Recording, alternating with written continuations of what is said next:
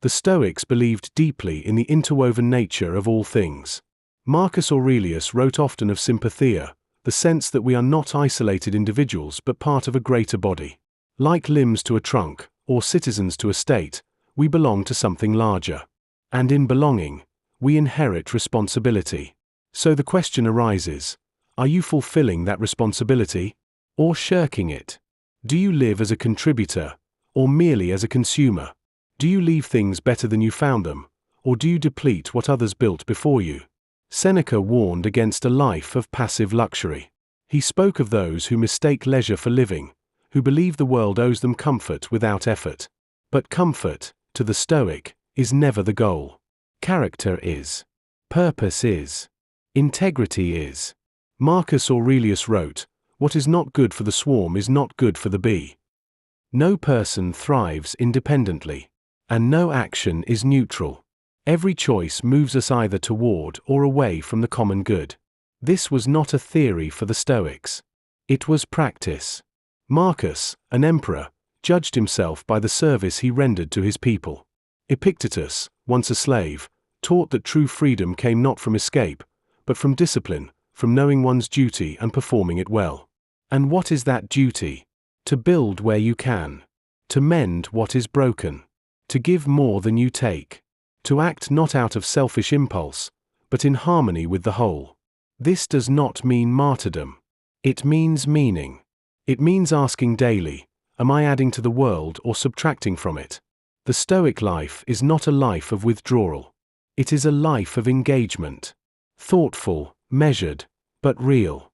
The philosopher does not float above society. They serve within it. They see their role, however small, as essential.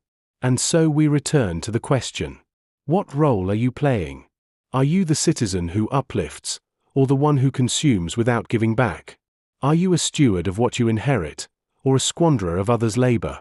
The Stoics do not ask us to be heroes. They ask us to be useful.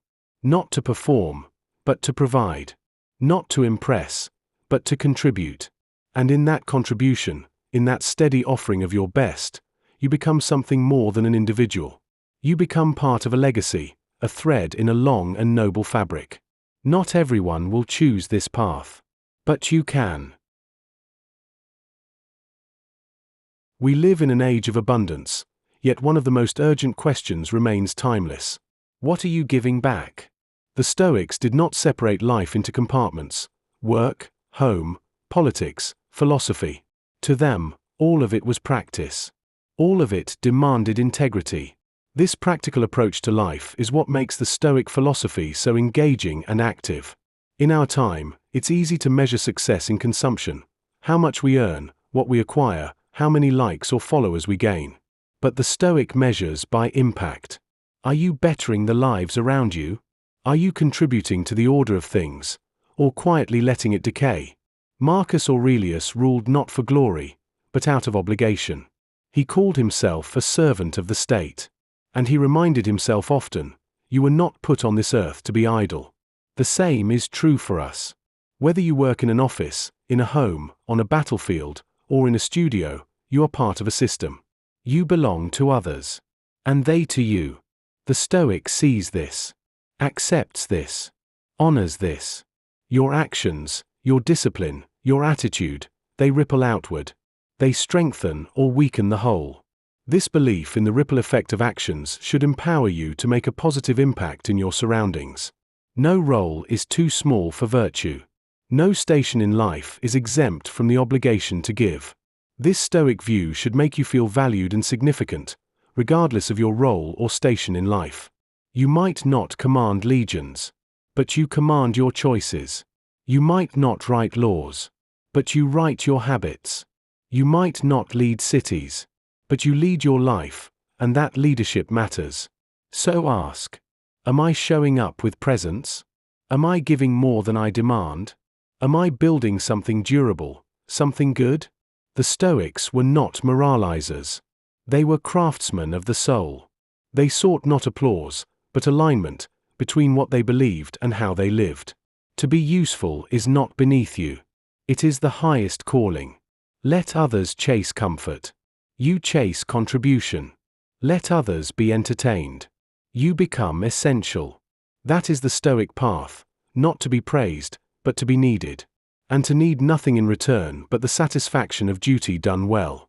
And if that is your standard, not success, but service, then you will live a life not only respected, but remembered. And now, let us draw these principles for the Stoic. From duty to discipline, from the individual to the whole, here are distilled truths to carry forward. Principle 1. Contribution is a measure of character. To the Stoic, your worth is not measured by what you consume, but by what you contribute. Every action either uplifts or diminishes the greater whole. Marcus Aurelius reminded himself that what is not good for the hive is not good for the bee. We are judged not by how loudly we live, but by how useful we are. Are you building? Are you mending? Are you leaving things better than you found them? These are the measures of a virtuous life. Principle 2. You belong to something larger. Sympathia, the Stoic recognition of interdependence, reminds us that no one thrives alone. The illusion of separateness weakens both the self and society. We are citizens of a greater order. When you recognize your belonging, your duty becomes clear, not to dominate or withdraw, but to serve, to support, to show up where you are needed. This awareness breeds both humility and responsibility. Principle 3. Usefulness over applause. The Stoic seeks to be effective, not admired. Let others chase likes and praise. Your duty is to contribute. Seneca writes that virtue is not a matter of public recognition. A life of impact often goes unnoticed by the crowd but is always visible to the conscience. Aim not to impress others, but to align with your values. That is success.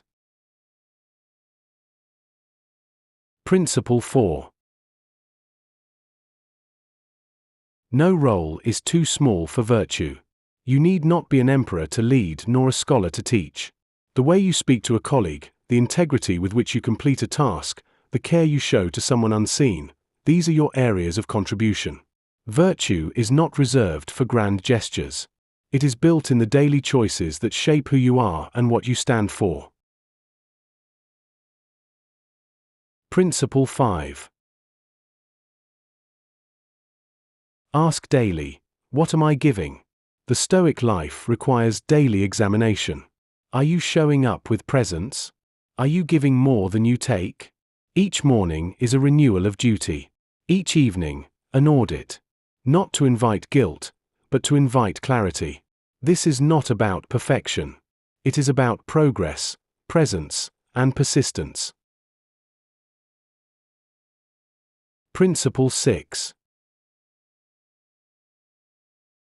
Leadership begins with the self. You may not lead armies or legislate policy, but you lead your life. And if you do so with courage, clarity, and compassion, your leadership ripples outward. Epictetus taught that freedom begins with mastery of self. From that mastery comes influence, not through force, but through example. Govern yourself well, and you strengthen the whole. Principle 7. Give without need for recognition. The Stoic does not give to be thanked. They give because it is right.